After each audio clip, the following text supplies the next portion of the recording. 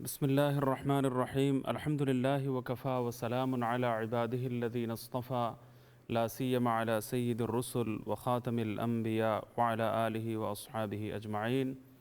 قال الله سبحانه وتعالى: إن الذين قالوا ربنا الله ثم استقاموا تتنزل عليهم الملائكة ألا تخافوا ولا تحزنوا وأبشروا بالجنة التي كنتم توعدون.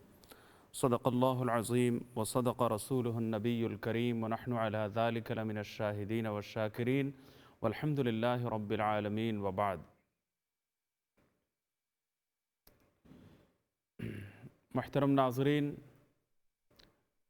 السلام علیکم ورحمۃ اللہ وبرکاتہ۔ پروگرام آپ کے مسائل میں محمد عبد المنتقم آپ کو دل کی گہرائیوں سے خوش آمدید کہتا ہوں، اور پروگرام کی ابتدا ہی میں دعا گو ہوں کہ اللہ تعالیٰ محض اپنے فضل و کرم سے اس پروگرام کو قبولیت کا شرف عطا فرمائے۔ اللہ تعالیٰ کچھ کام کی باتیں، مقصد کی باتیں گوش گزار کرنے کی توفیق عطا فرمائے۔ یہ پروگرام در حقیقت آپ کے سوالات پر مشتمل ہے۔ آپ اچھے سوالات کے ساتھ، اچھی کالوں کے ساتھ اس پروگرام کا ضرور حصہ بنیے۔ کل بھی ماشاءاللہ نیو یارک سے بھی ہمارے ایک بھائی نے فون کیا تھا، تو خوشی اس بات پر ہوئی کہ اٹلانٹک کے اس پار سے بھی اہتمام کے ساتھ یہ حضرات ماشاءاللہ پروگرام دیکھتے ہیں اور ہمیں یاد رکھتے ہیں، اور ان پروگراموں سے وہ مستفید ہوتے ہیں۔ اور ہر شہر سے، ہر جگہ سے آپ کی کالوں کا آنا ان پروگراموں کے لیے حوصلہ افزائی کا باعث ہے، اور ہمیں خوشی اس بات پر ہوگی کہ یورپ کے مختلف ملکوں سے لوگ دیکھ رہے ہیں، دنیا بھر سے ماشاءاللہ ان پروگراموں کو دیکھا جاتا ہے۔ تو اس کا ایک اندازہ ہمیں ہے کہ 1,00,000، 1,50,000، 2,00,000 تک جو ہے کبھی کبھی دیکھنے والوں کی تعداد پہنچتی ہے، یعنی 1.5-2 لاکھ فیملیوں سے لوگ دیکھتے ہیں، تو دیکھنے والوں کی تعداد اور زیادہ ہوتی ہے ماشاءاللہ۔ تو پھر سب کی طرف سے جب کالیں آئیں گی، سوالات پوچھے جائیں گے اور مختلف امور کے بارے میں ڈسکشن کا سلسلہ جاری رہے گا، تو زندگی میں ذرا جان پیدا ہوگی، اور یہ پروگرامز ماشاءاللہ کچھ عملی زندگی سے ان کا تعلق اور مضبوط ہوگا، اور سب کو انشاءاللہ تعالی بہترین فائدہ پہنچے گا، اور سب کی دلچسپی کا سامان اس کے ذریعے فراہم ہوگا انشاءاللہ۔ تو ایک بات میں عرض کرنا چاہوں گا کہ یہ کسی شاعر نے کہا تھا نا کہ چل چل کے میرے پیر پھٹ گئے، لیکن اب بھی میں وہی کھڑا ہوں جہاں سے چلا تھا میں۔ تو اب بھی میں وہی کھڑا ہوں جہاں سے میں چلا تھا۔ تو رمضان سے پہلے جہاں ہم کھڑے تھے، عید کے بعد بھی اگر وہیں ہم پائے گئے تو پھر اس پورے مہینے کے کورس کا کیا فائدہ؟ پورے مہینے کے کورس کا فائدہ تو اسی وقت سامنے آئے گا کہ جب ہمارا سفر کچھ طے ہو جائے، کچھ مسافت گزر جائے، کچھ اتنی مشقت جھیلنے کے بعد، ریاضتیں برداشت کرنے کے بعد، ٹریننگ کورس سے گزرنے کے بعد اگر ہمارا وہی حال پرانا رہ گیا تو پھر اس پورے کورس کا کیا فائدہ؟ کسی طبیب حاذق کے پاس لوگ جائیں علاج کے لیے، اور علاج کے بعد پھر معاملہ جوں کا توں رہے اور بیماری اپنی جگہ پر قائم اور برقرار رہے، علاج سے پہلے جہاں بیماری تھی بیماری کا وہی حال اب بھی اگر ہو، تو پھر بجا طور پر یہ سوال ہوگا کہ اس کورس کا پھر کیا فائدہ؟ تو ڈاکٹر یہی کہے گا کہ اس کورس سے تو عموماً سب کو فائدہ ہو جاتا ہے، تمہیں فائدہ کیوں نہیں ہوا؟ کیونکہ تم نے احتیاطی تدابیر اختیار نہیں کی، تم نے گناہوں سے پرہیز نہیں کیا، تم نے اپنے آپ کو گناہوں سے باز نہیں رکھا۔ اگر پرہیز کیا ہوتا، اصول مان لیے ہوتے، احتیاطی ساری تدابیر اختیار کی ہوتی، تو پھر تمہارا یہ حال نہ ہوتا۔ اب اگر آئندہ پھر دوبارہ یہ کہے کہ 1 مہینے کا کورس مجھے دے دیں، دواؤں کا کورس، لیکن میں نے احتیاط نہیں برتنی، تو ڈاکٹر کہے گا کہ سلام ہے، آپ جیسے مریض مجھے نہیں چاہیے۔ کیونکہ آپ احتیاطی تدابیر اختیار نہیں کرتے تو آپ کو کیسے فائدہ پہنچ سکتا ہے؟ میں 1 مہینے کیا 10 مہینوں کا کورس بھی اگر دوں گا تو اس سے تمہیں کوئی فائدہ نہیں ملنے والا۔ تو ہمارا حال بھی اس سے مختلف نہیں ہے۔ رمضان سے فائدہ کب ہوگا؟ میرا اللہ ضمانت دیتا ہے لعلکم تتقون، کہ رمضان کے نتیجے میں ضمانت دے رہا ہوں کہ تمہیں تقوی ملے گا، تقوی کی زندگی نصیب ہوگی۔ تو اللہ کے دیے ہوئے علاج میں کوئی قصور نہیں ہے، کوئی کمی نہیں ہے، کوئی کمزوری نہیں ہے، لیکن ہم احتیاطی تدابیر اختیار نہیں کرتے، اس لیے خود محروم اپنے آپ کو خود ہی محروم کرتے ہیں۔ تو اس محرومی سے اپنے آپ کو بچانے کے لیے علاج کو بھرپور طریقے سے اختیار کرنے کی ضرورت ہے۔ حدیث میں فرمایا گیا ہے کہ من لم يدع قول الزور والعمل به فليس لله حاجة ان يدع طعامه وشرابه او كما قال النبي صلی اللہ علیہ وسلم۔ اگر کوئی شخص جھوٹی بات نہیں چھوڑتا، من لم يدع قول الزور، جھوٹی گواہی، جھوٹی باتیں، غلط باتیں، والعمل به، اور جھوٹے جتنے کام ہیں، جتنے باطل اعمال ہیں، جتنے گناہ کے کام ہیں، وہ سب جھوٹے کام ہیں، سچ کام نہیں ہے، وہ صحیح کام نہیں ہے، وہ جھوٹے کام ہیں، جھوٹی باتیں ہیں، غلط کام ہے۔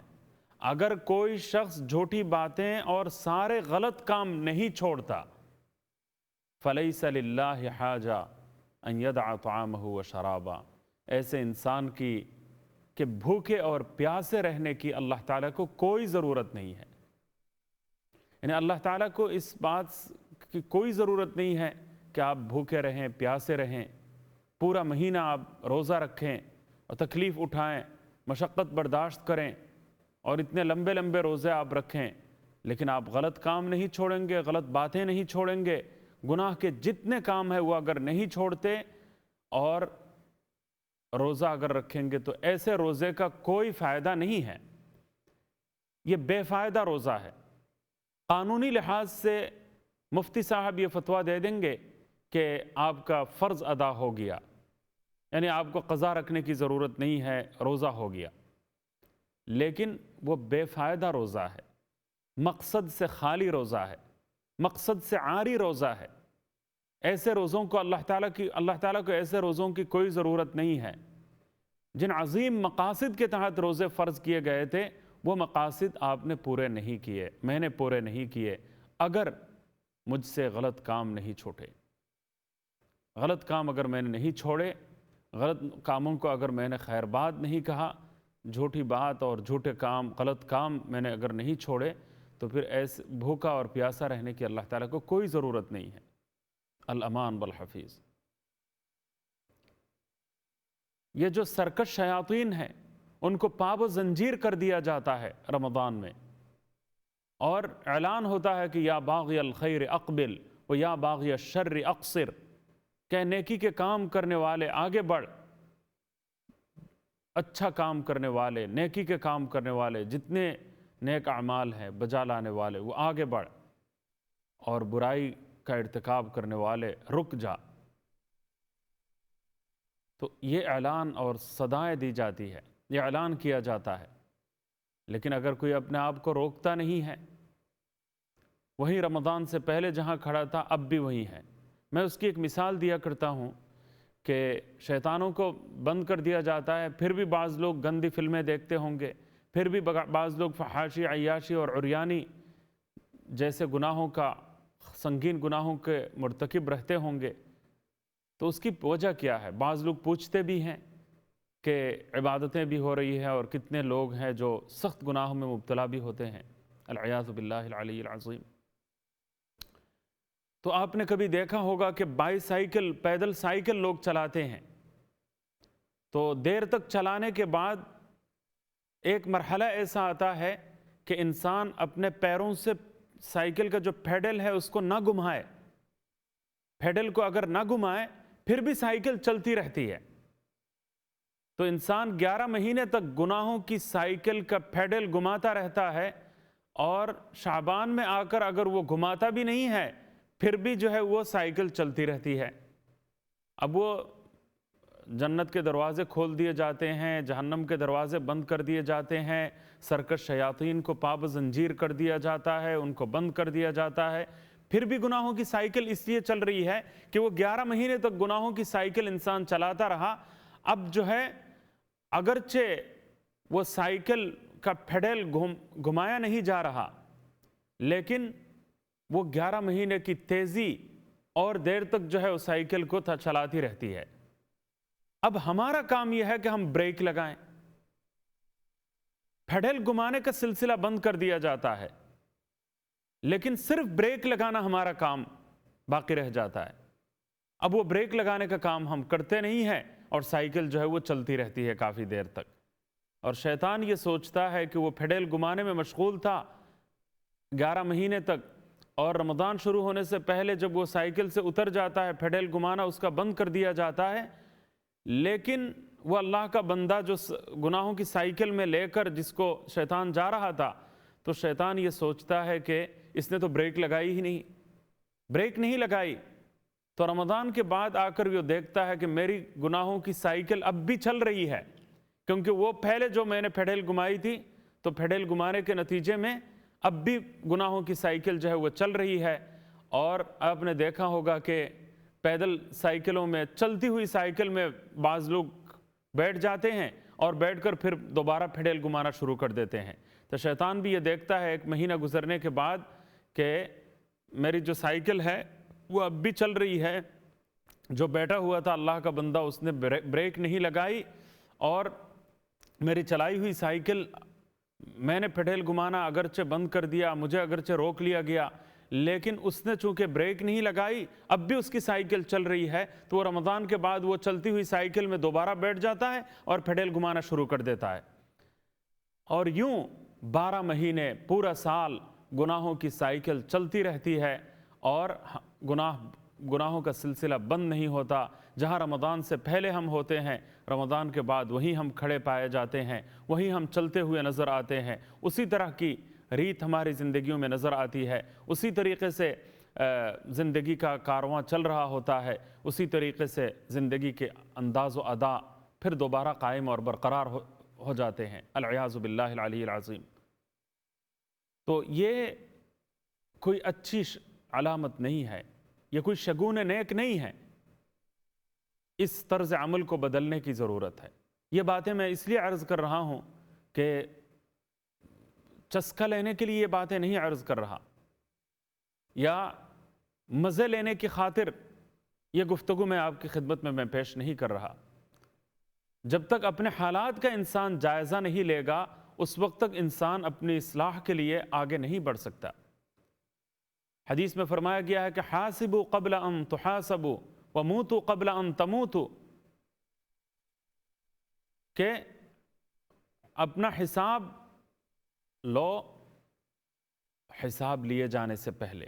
ایک وہ وقت آنے والا ہے کہ جب منٹ اور سیکنڈ کا حساب ضرور لیا جائے گا، تو حساب لیے جانے سے پہلے اپنا حساب خود لو، اور خود مرنے سے پہلے ایک مرتبہ خود مر جاؤ۔ یعنی موت کا دھیان بھی لازم ہے کہ ہر آن رہے، ہر وقت جو ہے موت کا مراقبہ رہنا چاہیے۔ مرنا تو ہوگا، تو حقیقی موت سے پہلے موت کا دھیان اپنے اندر پیدا کرو، موت کا مراقبہ کرو، موت کا دھیان اپنے اندر پیدا کرو۔ حقیقی معنوں میں ایک مرتبہ حساب لیا جائے گا، حساب دیے بغیر آگے بڑھنا ممکن نہیں ہوگا، تو بہتر یہ ہے کہ انسان پہلے اپنا حساب لے لے۔ نماز پڑھیے قبل اس کے کہ آپ کی نماز پڑھی جائے، آپ کی نماز پڑھی جائے۔ حساب لیجئے قبل اس کے کہ آپ کا حساب کیا جائے، آپ کا حساب لیا جائے۔ مر جائیے اس سے پہلے کہ موت آ جائے۔ تو یہ کام ہمیں کرنا ہوگا۔ تو محاسبہ نفس، اپنا محاسبہ کرنا، اپنا حساب لینا، یہ بہت ضروری ہے، جس کو آج کے دور میں وہ احتساب کی آواز بلند کی جاتی ہے۔ احتساب ہونا چاہیے۔ تو ایک احتساب عربی کا ہوتا ہے کہ ثواب کی امید انسان کے اندر ہو، لیکن ایک اردو میں احتساب ہوتا ہے کہ حساب لیا جائے۔ تو انسان زندگی میں اپنا حساب خود لے لے۔ جب تک یہ سلسلہ جاری رہے گا، انشاءاللہ تعالی اصلاح کی امید باقی رہے گی۔ اور محاسبہ نفس کا سلسلہ اگر ختم ہو جائے، اگر میں اپنے حالات کے بارے میں جائزہ نہیں لوں گا کہ میں پہلے کہاں کھڑا تھا اور اب کہاں کھڑا ہوں، تو اس وقت تک جو ہے اپنی اصلاح کی کوئی امید قائم نہیں کی جا سکتی۔ اصلاح کی امید جبھی ہو سکتی ہے جب محاسبہ نفس کا سلسلہ جاری رہے گا کہ میں پہلے کہاں کھڑا تھا، اب کہاں کھڑا ہوں، اپنا جائزہ بھی میں لوں، اپنا محاسبہ میں کروں۔ یہ بہت ضروری ہے، اس کے بغیر معاملہ آگے نہیں بڑھ سکتا، اس کے بغیر معاملہ آگے نہیں بڑھ سکتا۔ اللہ تعالیٰ اس کی توفیق ہم سب کو عطا فرمائے کہ ہم محاسبہ نفس سے کام لیں۔ عید کے دنوں کے بارے میں چند ایک باتیں عرض کرنا چاہوں گا، لیکن آپ کی کالیں اگر آ جائیں گی تو میں آپ کی کالوں کی طرف آ جاؤں گا انشاءاللہ تعالیٰ، کیونکہ کالیں بہت اہم ہیں اور سوال جواب کے پروگرام کو سوال جواب کی حیثیت دینی چاہیے۔ تو دیکھیے، عید کے بارے میں بھی ہمارے لیے سبق آموز باتیں ہیں۔ عید کا زمانہ گزر گیا اور ہر قوم میں تہوار کی مختلف شکلیں ہوتی ہیں، مختلف ایام ہوتے ہیں۔ یہ انسان کی طبیعت کا خاصہ ہے۔ انسان کی طبیعت یہ چاہتی ہے کہ دیر تک کوئی ذمہ داری اگر انسان ادا کرے تو اس میں مسلسل اس میں ایسا تسلسل اگر ہو کہ کبھی کوئی چھٹی نہ ملے، کبھی کوئی رخصت کسی کو نہ دی جائے، اور کبھی ہر قسم کے جھمیلوں سے، ذمہ داریوں سے انسان کو رخصت دے کر اس کو کوئی دن سیلیبریٹ کرنے اور کسی دن کے منانے کی گنجائش اگر انسان کے لیے نہ رکھی جائے تو انسان کا جسم بوجھل ہو جاتا ہے، اس کی طبیعت گراں بار ہو جاتی ہے اور اس میں بوریت پیدا ہو جاتی ہے۔ تو ہر قوم میں یہی انسانی نفسیات کا تقاضا جو تھا، اس کے پیش نظر ہر قوم میں کچھ ایام ایسے مخصوص ہیں کہ جن دنوں کو سیلیبریٹ کیا جاتا ہے، جن دنوں کو منایا جاتا ہے، جن دنوں میں خوشیاں منائی جاتی ہیں، وہ عید کے ایام ہوتے ہیں، خوشیاں منانے کے دن ہوتے ہیں۔